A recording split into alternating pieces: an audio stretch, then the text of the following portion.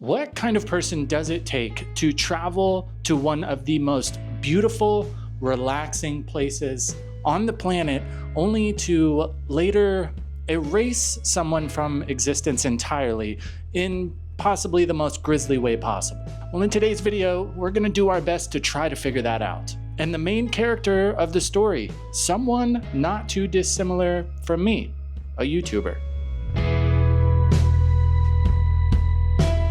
How's it going? Welcome back to the channel. I hope you are having a wonderful day. After our last video diving into Koh Tao and some of the history there and some of the backstory as to why it has gained a bit of a nickname nowadays, I started to look into similar cases, similar happenings in Thailand, and boy, did I find one. As soon as I started reading the headlines, I was really interested in this because, like we mentioned, this is somebody who's not too dissimilar from me. Came to Thailand, has a YouTube channel, trying to just make his way, seeming like a normal guy. And then as time and time went on during the case, that facade seemed to just kind of disappear until it got to a point where it was just completely out of left field, something that you would have never called. And as it gets worse and worse, you think this is it, right? You think, how could it be any worse? But it gets worse. But before we dive into the people involved and the case in general, we need to have an understanding of where this happened in Thailand, because that's a very important part of the story. You may or may not know that Thailand generally is a very safe place, which is just another point why this story is so crazy, as well as other stories like it. But in regards to where this all took place, Ko Phangan, Thailand. This didn't happen in some, dark alley, crime-ridden city like Gotham. If you were to make a list of the top 5 islands in Thailand, or even top 3 of places that people should go, more than likely Ko Phangan is going to end up on that list pretty often. It is very famous for its full moon parties. Every time there's a full moon, a lot of people go there, both tourists and locals alike, to, party, cut loose, do some other things that YouTube wouldn't be too happy about us mentioning. But besides that, it's also a very popular place for just normal, everyday tourists going to enjoy the beach, hang out, maybe do some fishing, some scuba diving. It is down in the south of Thailand. Pretty much all the islands down there are absolutely gorgeous, but Ko Phangan especially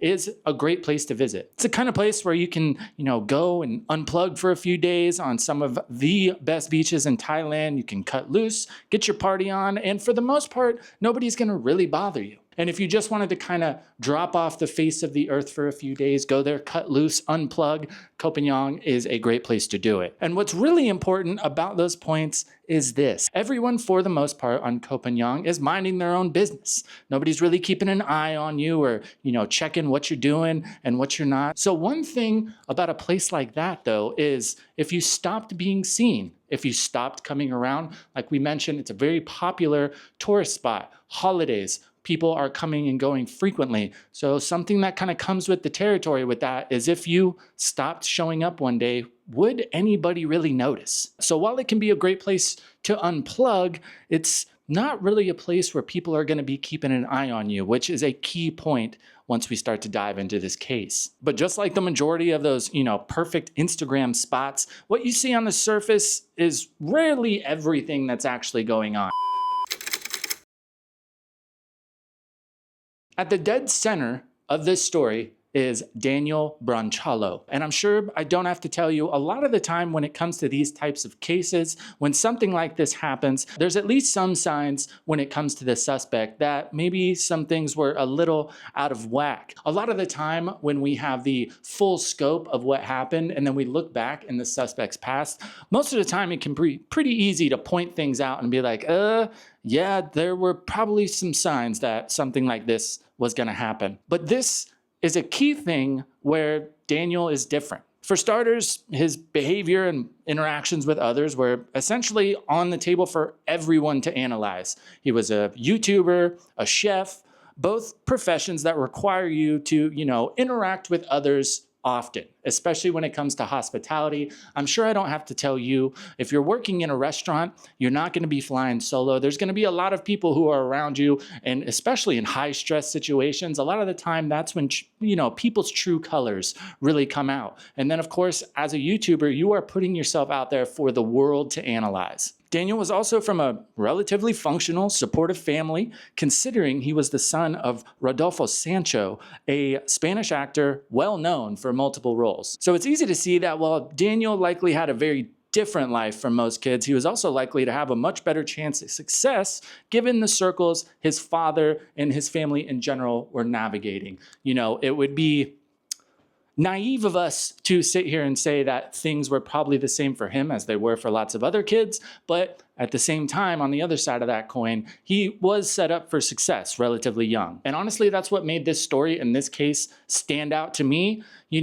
When somebody comes from a very rough background, not that it's an excuse, or a reason really, but it kind of makes sense. But the more I dove into Daniel, the more I watched his content, and I was, even with the knowledge that I already had about what ended up happening in this case, I really couldn't find anything that, would point to, I'm not sure if I would trust this guy sleeping in the same house as me. Now, the other main person in this case had essentially the complete opposite background and upbringing. Edwin Arrieta had a well-established career as a surgeon from his home country of Colombia. He wasn't like a lot of people who visit Ko Phangan who are just riding the wave of, chilling, drinking beers. According to a lot of reports, he was a very detail-oriented person. One of those people that needed a plan, where he was going, when he needed to be there. And, coming from a medical background, that makes a lot of sense. It seems like he needs a plan, everything aired out, where and when he's going to be in specific places.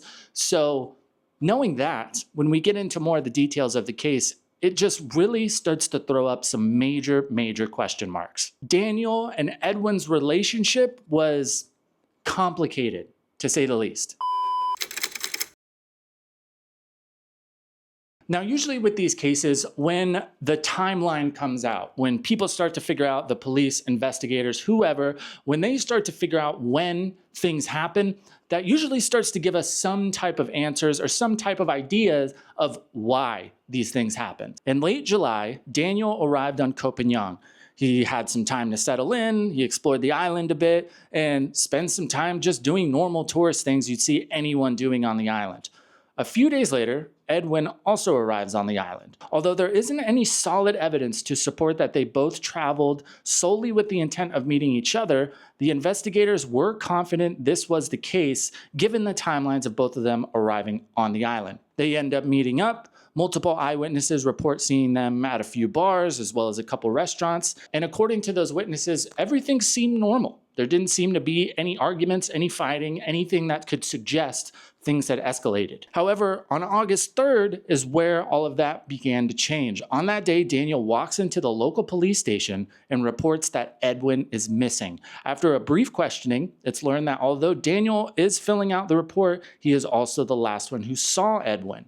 Now, on paper, this looks relatively normal to the police.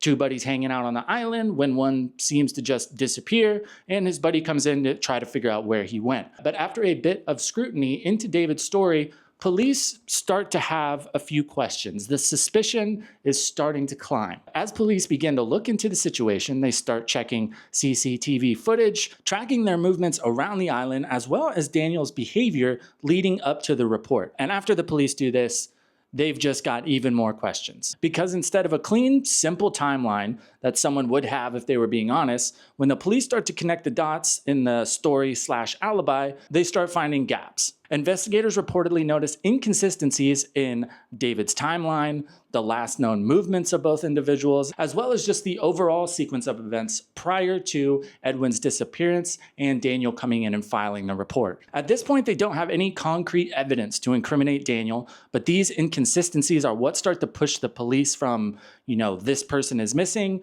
to this person was made to disappear. Within the next couple of days, police began to receive reports from both locals as well as others involved in search efforts. They have not found Edwin according to the reports, but what they have found is human remains. These remains haven't been found in one specific area. They've been found in multiple. This was not some heated argument that ended up going too far. This was something that was done on purpose and then managed afterwards in the most brutal and heinous way possible. Now, understandably, at this point, investigators start to hone in on Daniel because he is suspect number one, given the inconsistencies in his story, as well as being the last person to see Edwin alive. They really start to, shine the searchlights on Daniel. And according to the coroners, the state of the remains fit the timeline for when Edwin went missing. The one person who had been seen with Edwin leading up to the disappearance, the last person to see him, and also the same person who walked into the station initially to let the police know that Edwin was gone. But without a solid confession from Daniel yet, the police didn't have much concrete evidence to really go off of. Knowing this, they begin to reconstruct the timeline more aggressively. They check Daniel's credit cards to see if they can track him via purchases. They start checking CCTV across the island. And most importantly, while they are doing this, they are really looking to see where Daniel actually was after Edwin had reportedly gone missing. At this point, investigators are confident if they can prove that Daniel was in the same locations that the remains were found, then they've got him. And while the police are doing this extra digging, they find some of, if not the most important piece of evidence in order to tie Daniel to what happened to Edwin. While checking Daniel's purchasing history, they discovered he had in fact made some purchases. Prior to Edwin disappearing, it was found that Daniel had purchased multiple knives, plastic bags, as well as industrial cleaning agents. Mind you, it was proven that all these items were purchased prior to Edwin going missing, which that means intent. That means this wasn't an accident. This is starting to look like this was premeditated. With all this new evidence and the pressure building, police go back to question Daniel again. Even with the new evidence they do have, they believe a confession is needed because while the purchases are suspect, they don't necessarily confirm guilt without a doubt, right? People can go in and buy things, and just because those things happen to be the same doesn't necessarily prove that that's what they were used for. Of course, it would take a few other things to make it all line up. However, with the new evidence they have, they're able to apply a serious amount of pressure to Daniel, and he does end up caving and admitting he did in fact kill Edwin. But of course, in a tale as old as time, Daniel does not admit to intention. His go-to story, just like most of the guys that get caught up in things like this, Daniel claims self-defense. According to Daniel, there was a confrontation which escalated into a physical altercation, and Daniel acted out of fear that Edwin intended to harm him physically. Now, of course, that's entirely possible, but as more details continue to come out, the situation gets even more dark. Now, of course, at this point, you're probably asking yourself, because I sure as heck was, well, if this was self-defense, brother, how do you explain what happened to Edwin's body after this whole thing? And, of course, the Thai police had the same question. How do you explain the separation of parts, transportation, as well as the effort to scatter them across multiple locations? And when it comes to real self-defense cases, those aren't really a thing. It's not self-defense if you think about it beforehand, right? That wouldn't really make a whole lot of sense. And the Thai police thought the same thing. Now, by the time the case reaches trial, the facts really aren't up for dispute anymore. Daniel has already admitted to being responsible for Edwin's untimely end. He was also found to be buying the materials for both the attack and disposal prior to the incident. With all this evidence on hand, the trial doesn't really follow the usual track of what happened. At this point, the prosecutor, the investigators, pretty much everybody is fairly confident that they know what happened. So the trial ends up being a lot more of why this happened. And why is that important? Well, because intention and premeditation, if you don't know, are very important points when it comes to cases like this because they have a lot of sway on the sentencing. How did this kid who grew up with seemingly all the opportunity in the world end up in a Thai jail cell awaiting his fate after ending someone's life? A high-profile suspect, an absolutely brutal case, and a family name, especially when it comes to Spain, that is very popular. A lot of people recognize. And inside the courtroom, everything pretty much came down to two competing arguments. The prosecution's case is pretty straightforward. This was premeditated. This was all planned out prior to it happening. So of course they are pushing for the harshest penalty possible, the death penalty. This was a prepared, thought out plan followed by a brutal execution of that plan. The defense, however, goes in a completely different direction. They argue there was a confrontation, that Daniel felt threatened and the situation escalated into violence because he was in fear for his life. However, a major point arose during the cross-examinations from the prosecution, and that point was that Daniel and Edwin both had already been seen by countless witnesses for multiple days, spending time together, and everything seemed fine. There was no real inclination or sign that Edwin had any intent of attacking Daniel. According to the defense's version, everything that happened after the attack, the distribution of the parts and hiding all the evidence, was all done out of panic and fear. During the trial, the court examined a combination of forensic evidence: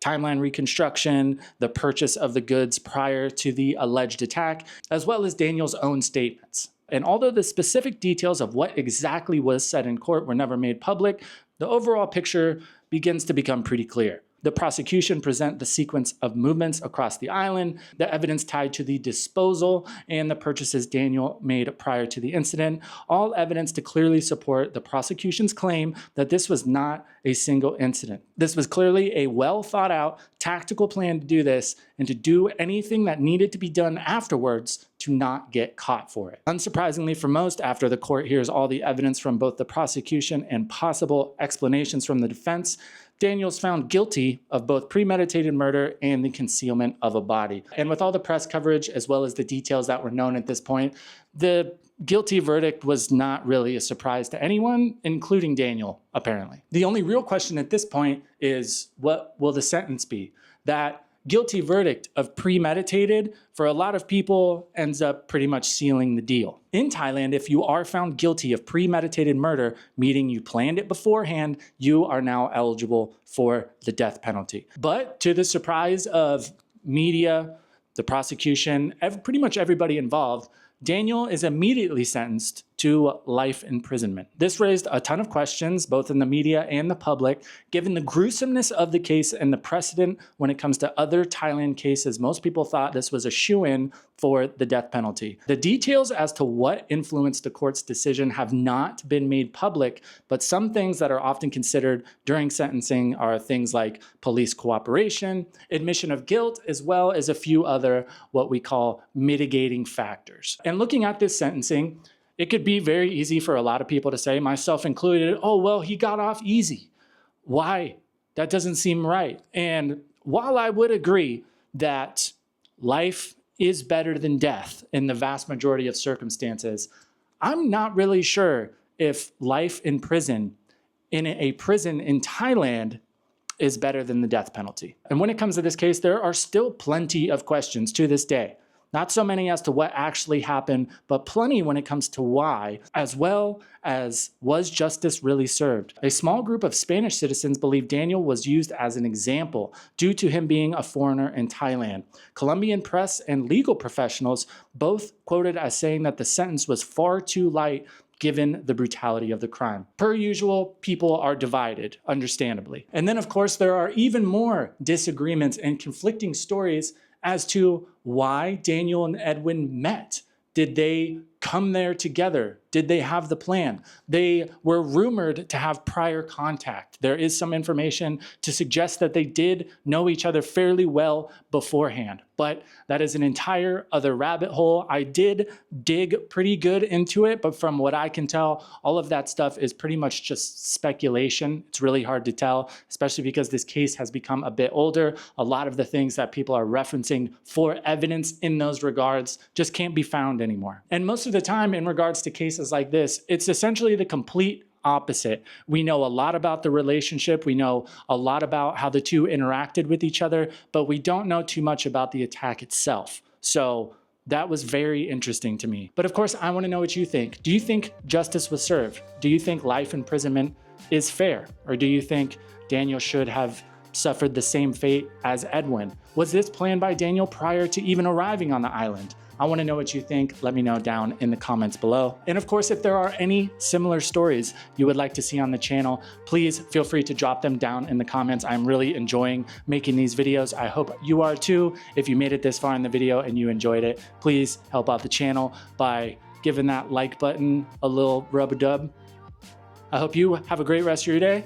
We'll see you in the next one.